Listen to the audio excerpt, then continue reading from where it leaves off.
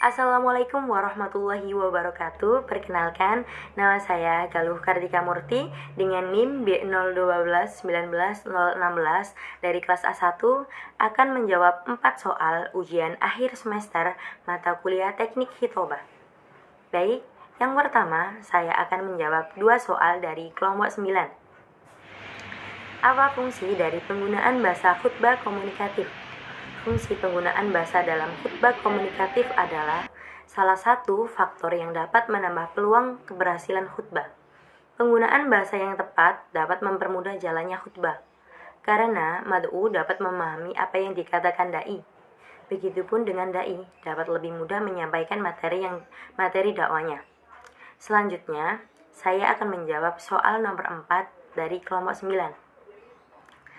Coba sebutkan pengantar atau pembuka uraian materi khutbah Jumat. Yang pertama, langsung menyebutkan topik khutbah. Yang kedua, mengutip ayat Al-Quran, hadis, perkataan para sahabat atau ulama terkemuka. Dan selanjutnya, mengajukan beberapa pertanyaan provokasi. Yang keempat, menyebutkan masalah aktual di tengah masyarakat. Dan yang kelima, menyampaikan salah satu kisah Nabi. Dan yang terakhir, pengalaman pribadi, dan kemudian menghubungkan dengan suasana atau mood yang sedang meliputi para jemaah. Soal yang ketiga, jika seorang takmir masjid pada saat itu tidak ada atau sedang berkhutbah di masjid lain, apakah boleh digantikan oleh orang lain agar sholat Jumatnya sah?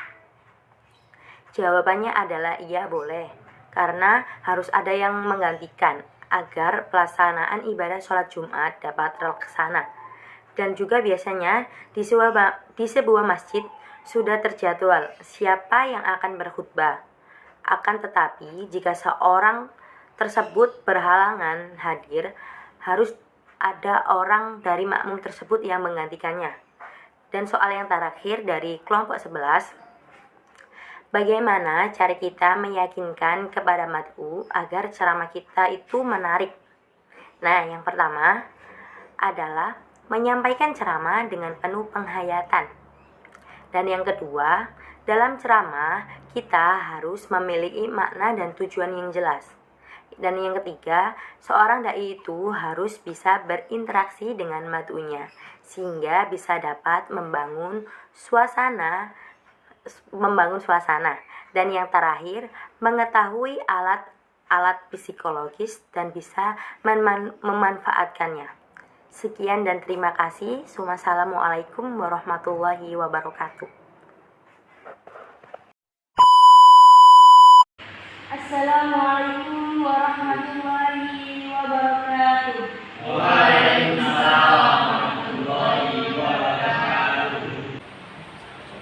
Alhamdulillahirabbil alamin wa bihi nasta'in wa ala umurid dunya waddin. Wassalatu wassalamu ala asrofil anbiya'i wal mursalin wa ala alihi wa sahbihi ajma'in. Amma ba'd. Segala puji kita panjatkan kehadirat Allah Subhanahu wa taala atas segala nikmatnya yang telah diberikan kepada kita semua.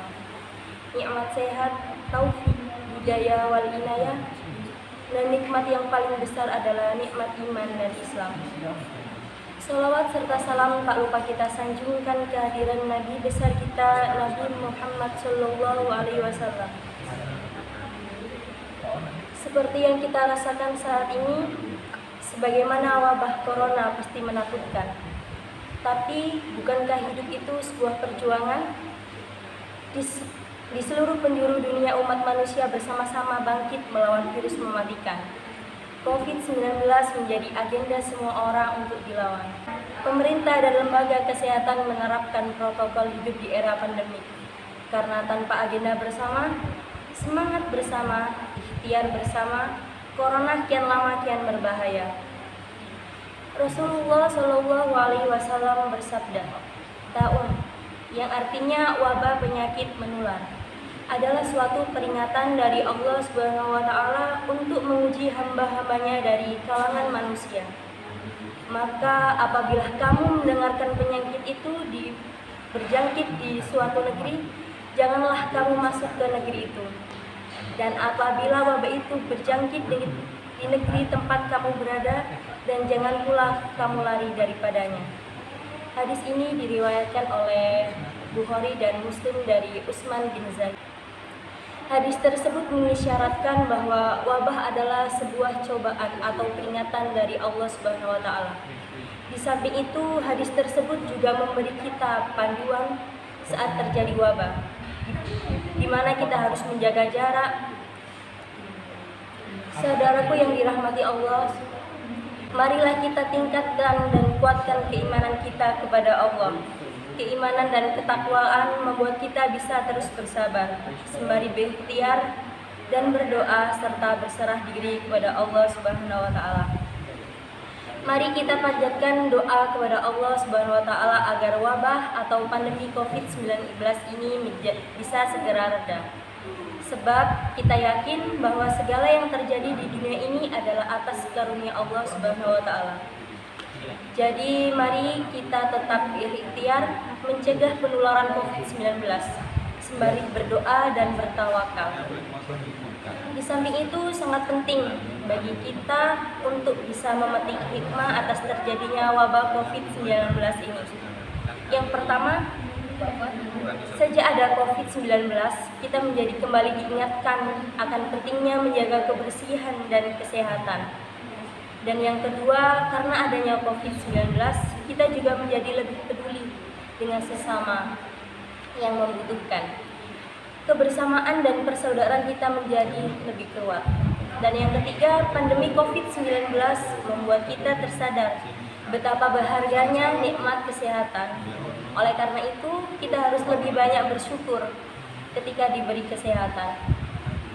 Hadirin yang berbahagia, di antara hal-hal yang dapat kita lakukan sebagai seorang muslim dan sekaligus bagian dari anggota masyarakat dalam pencegahan wabah virus corona ini adalah sebagian berikut. Yang pertama, memperkuat dan mempertebal keimanan kepada Allah Subhanahu wa taala. Iman yang kuat akan menentukan kita pada sikap hidup yang optimis dan yakin akan pertolongan Allah. Seorang muslim yang istiqomah dan iman kepada Allah, maka akan ditiadakan rasa takut dalam dirinya sebagai firman Allah. Dalam surat Fussilat ayat 30 yang artinya, sesungguhnya orang-orang yang berkata bahwa Tuhan kami adalah Allah dan mereka istiqomah, maka malaikat akan turun kepada mereka dan berkata, janganlah kamu merasa takut dan janganlah kamu merasa sedih hati, dan bergembiralah kamu memperoleh surga yang telah dijanjikan kepadamu. Iman yang kuat akan menuntun pula pada sikap sabar.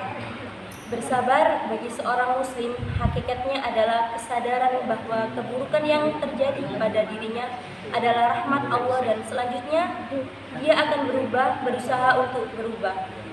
Kondisi buruk yang dihadapi sekarang untuk menciptakan kebaikan-kebaikan di masa yang akan datang. Kebaikan yang dilakukan tidak hanya setelah musibah terjadi, tetapi lebih dari seorang muslim akan berusaha memaksimalkan mungkin menciptakan kebaikan-kebaikan jauh sebelum musibah terjadi. Yang kedua, mengisolasi diri, menahan diri untuk tidak beraktivitas dengan banyak orang.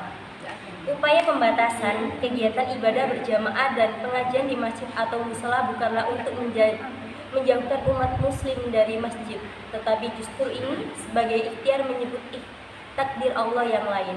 Dalam sebuah hadis dari Imam Bukhari diriwayatkan bahwa Umar sedang dalam perjalanan menuju Syam.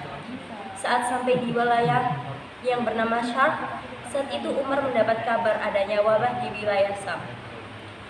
Abdurrahman bin Auf kemudian mengatakan pada Umar jika Nabi Muhammad SAW pernah berkata, jika kamu mendengar wabah di suatu wilayah, maka janganlah kamu memasukinya. Tapi jika terjadi wabah di tempat kamu berada, maka jangan tinggalkan tempat itu. Mendengar hadis tersebut, Umar memilih kembali ke Madinah. Keputusan sempat disangsikan Abu Ubaidah bin Jarrah.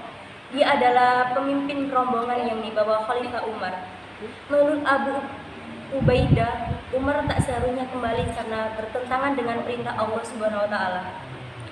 Umar pun menjawab, dia tidak melarikan diri dari ketentuan Allah Subhanahu wa taala, namun menuju ketentuannya yang lain.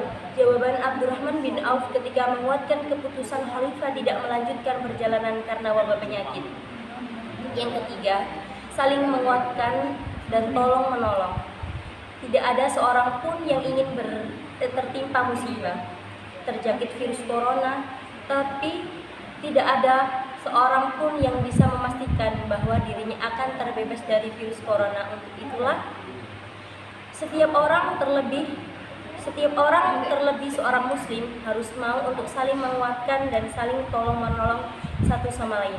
Bahu-membahu bagaimana menciptakan kebaikan berupa melakukan pencegahan agar virus corona tidak mewabah ke banyak daerah atau tempat. Dan tentu berharap tidak semakin banyak memakan korban meninggal dunia. Saling bertukar informasi yang valid dan benar. Bahkan bila suatu saat akan dilakukan lockdown, maka setiap anggota masyarakat bisa saling memberi dan menjaga ketersediaan bahan pokok, bukan sebaliknya, malah memanfaatkan kondisi bencana untuk meraup keuntungan pribadi. Demikian saya akhiri, kurang lebihnya saya mohon maaf.